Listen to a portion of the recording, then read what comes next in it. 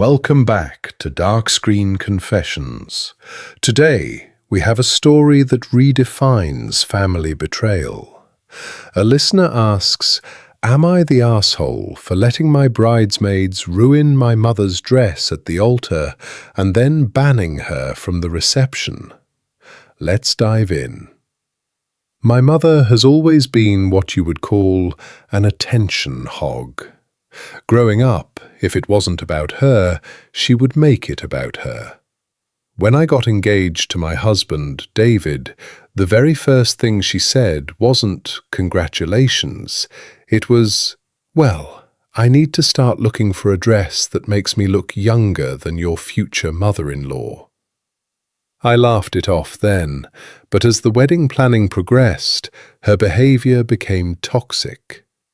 I chose a strict minimalist theme, elegant black tie, and a golden rule stated clearly on every single invitation card: only the bride wears white. Guests are requested to wear dark, earthy tones. When we went dress shopping, my mother kept pulling out white, ivory, and cream gowns for herself. I told her, "Mom, absolutely not. You are the mother of the bride, not the bride." She rolled her eyes, scoffed, and said, "Oh, please. Everyone knows you're the bride. Stop being so deeply insecure. It's just a color." I thought she got the message when she finally bought a beautiful navy blue dress, or so I believed. Fast forward to the wedding day. I was in the bridal suite, nerves wrecking my stomach, getting my veil pinned. The ceremony was about to start in 10 minutes. Suddenly, my head bridesmaid, Jessica, walked in. Her face was completely pale. She locked the door behind her and whispered, "Don't panic, but you need to see your mother right now." I walked out to the hallway. Standing there, taking photos with the photographer, was my mother. She wasn't wearing the navy blue dress. She was wearing a stunning, floor-length, off-the-shoulder white lace gown. To make matters worse, she was wearing a small, diamond-encrusted tiara. It didn't just look like a nice dress, it looked exactly like a wedding gown. She looked more like the bride than I did. I felt the blood rush to my ears. I walked up to her, shaking, and said, "What are you doing? Where is the blue dress?" She smiled, patted my cheek like I was a toddler, and said, "Oh, honey, the blue dress felt so matronly. This one just popped. Besides, it's cream, not white. Don't ruin my mood today." I told her she had 5 minutes to change into the blue dress, which was in her hotel room upstairs, or she wasn't walking down the aisle. She laughed in my face. "You wouldn't dare start this wedding without your own mother. Think about how it looks to David's family. Now, excuse me, the coordinator says it's time." She completely ignored me and walked toward the chapel doors. She genuinely believed her social leverage would force me to swallow my anger. But she underestimated how much she had pushed me over the years. I turned to Jessica and my other 2 bridesmaids. I said, "You know that dark red punch we have at the bar? Get 3 large glasses. Now." As the music started playing, my mother proudly lined up right in front of the chapel doors, ready to make her grand entrance. Just before the doors opened, Jessica and the girls tripped simultaneously. It was a flawless accident.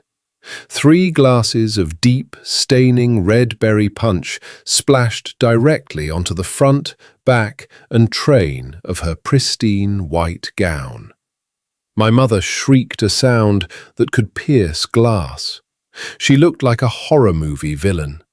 The white lace was completely ruined, soaked in dark red liquid. She screamed at my bridesmaids, calling them clumsy idiots. I stepped up, looked her dead in the eye and said, "What a shame. I guess you can't go inside looking like that. Security will escort you to your room to change. If you try to enter the chapel or the reception hall in anything other than the blue dress, you will be removed from the property." She was too humiliated to change. She packed her bags and left the venue entirely. The wedding was beautiful, but the aftermath has been a living nightmare. My father, who is divorced from her, said I handled it perfectly. However, my mother's side of the family is destroying my phone.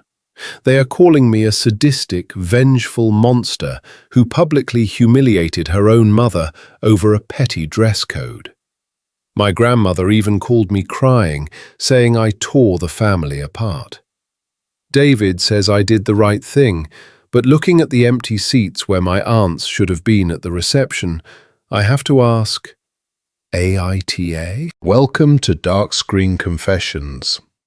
Our next story comes from a father who had to make a heartbreaking choice between his son's future and his late wife's honor.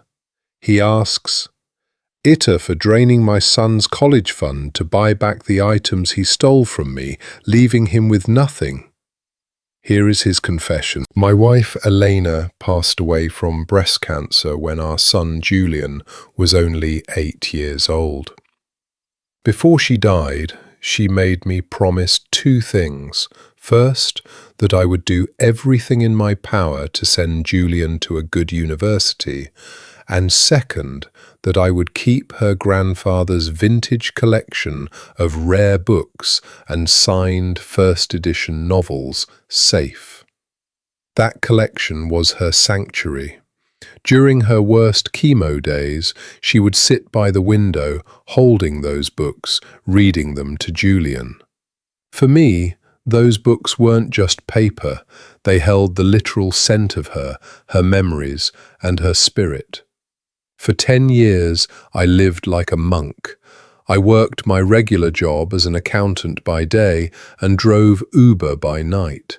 I didn't go on vacations, I didn't buy new clothes, and I barely slept. All of it was for Julian. By the time he turned 18 this year, I had managed to save exactly $82,000 in a dedicated, high-yield college fund. It was enough to cover his dream engineering degree completely debt-free. I felt like I had fulfilled my promise to Elena. Julian started hanging out with a wealthier crowd at his high school during his senior year. Kids who drove luxury cars bought by their parents. Julian started dropping hints that he needed a cool car for college. I told him gently, "Julian, I can help you find a reliable used Honda, but your college fund is strictly for your education. Debt-free graduation is the biggest gift I can give you." He seemed to accept it, though he sulked for days. 3 weeks ago, I came home late on a Friday night. It was Elena's death anniversary. My tradition was to go into the study, pull out her favorite book, and spend an hour remembering her. When I opened the glass cabinet, my heart stopped. The shelves were completely empty.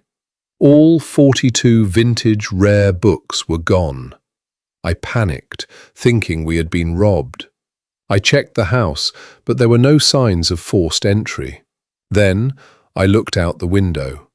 In our driveway was a loud, modified, midnight black sports car with bright neon rims. Julian was sitting in the driver's seat, revving the engine. I ran outside and pulled open the door. I screamed, "Where did you get this car? And where are your mother's books?"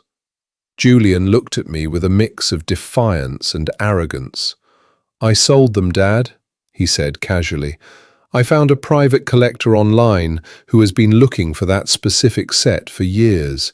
He paid me $12,000 cash. I used it as a down payment for this car. The rest is on a monthly loan." I couldn't breathe. I felt like someone had punched me in the chest. "Those were your mother's," I whispered. "How could you?" Julian scoffed. "Dad, she's been gone for 10 years. They were just sitting there gathering dust. Mom would have wanted me to have a good car for college anyway. Besides, you have 80 grand in the bank for my tuition. Just use some of that to pay off the rest of my car loan. It's not a big deal." The absolute lack of remorse in his eyes broke something inside me. All those years of working 14-hour days, sacrificing my health just to raise a boy who would sell his dead mother's soul for a piece of metal to flex on Instagram. I didn't yell. I didn't scream. I walked back inside, locked myself in the study, and called the private collector. Luckily, the man was an honourable collector. When I explained that the books were stolen family heirlooms sold by a minor without my consent, he agreed to return them, but only if I paid him $15,000, the original price plus his travel and inconvenience fees. The next morning, I logged into Julian's college fund. I withdrew $15,000 and bought back Elena's books. They are now locked in a secure safety deposit box at the bank. But I didn't stop there. I withdrew the remaining $67,000 and transferred it entirely into my personal retirement account. I locked the college fund down to zero. On Monday, I presented Julian with a choice. You have 48 hours to return that car, get whatever down payment you can back, and find a job. Because as of today, your college fund no longer exists. You will be paying for your own tuition, your own rent, and your own insurance. Julian went ballistic. He screamed that I was destroying his life, that I loved a dead woman more than my living son, and that I was a horrible father. He has moved out to stay at his friend's house and sent me a long text saying he will legally change his last name and never speak to me again. My sister thinks I was too harsh. She says I should have punished him but still paid for his school because education is vital. But I feel like if he is man enough to steal from his family, he is man enough to pay for his own life. So listeners, AITA? Welcome back to Dark Screen Confessions.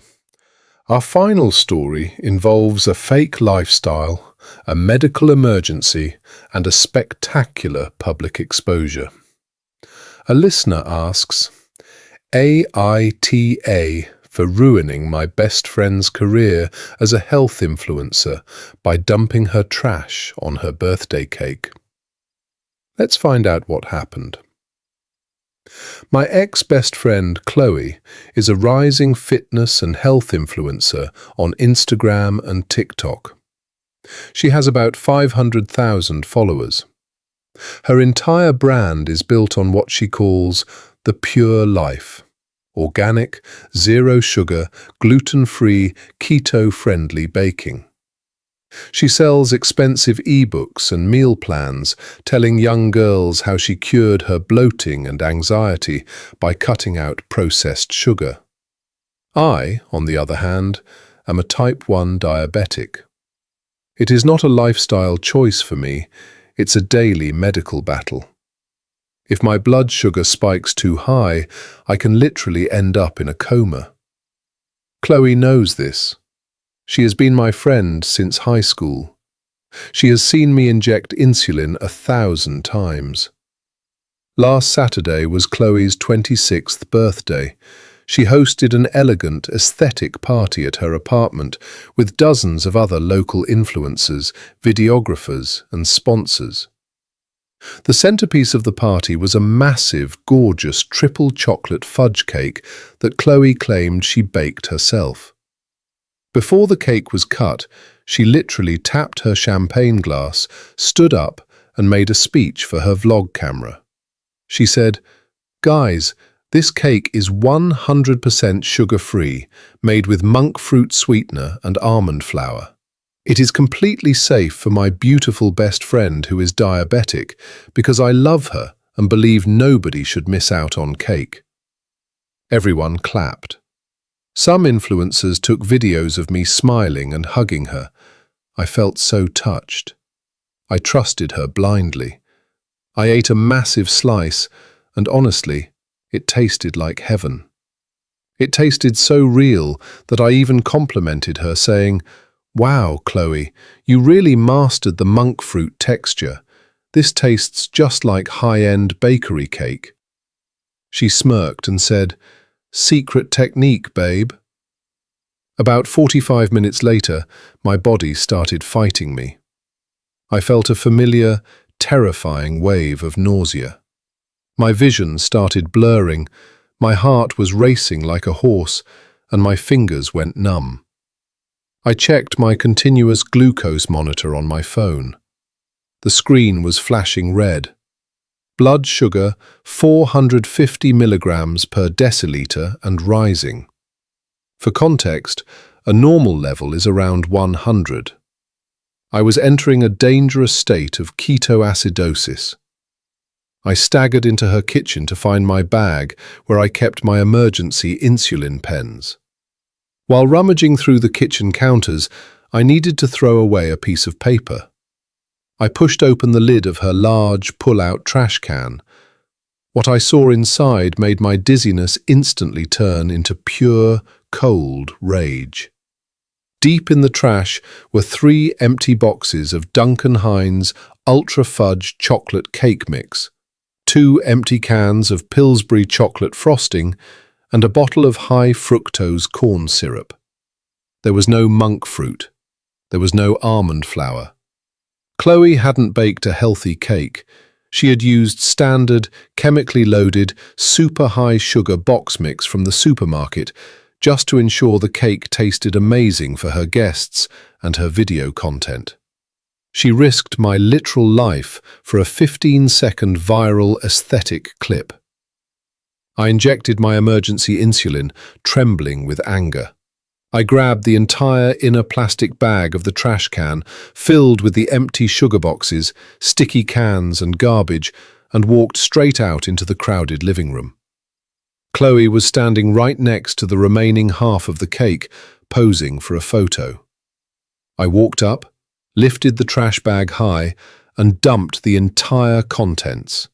The empty cake boxes, the sticky frosting tubs, the trash, directly onto the center of the birthday table, right next to her aesthetic cake. The music stopped. The cameras dropped. The room went dead silent. I yelled so everyone in the room could hear, "Here is Chloe's secret ingredient. She lied to her followers, she lied to her sponsors, and she lied to me. I am a type 1 diabetic, and her sugar-free lie just almost put me in the hospital so she could get views for her fake brand." Chloe froze. Her face turned completely red, then white. One of the sponsors who was there looked at the trash, looked at Chloe, and walked out immediately. Within minutes, the party evaporated. The next day, Chloe sent me a barrage of furious messages. She claimed she infused the mix with some sugar substitutes so it wasn't completely bad, and that I overreacted like a psycho. She said because of my public stunt, 2 major fitness brands dropped her. She lost 10,000 followers in a day, and her career is ruined. Some mutual friends are saying I should have handled it quietly in the kitchen instead of publicly destroying her livelihood. But she literally poisoned me for internet clout. So, tell me, AITA?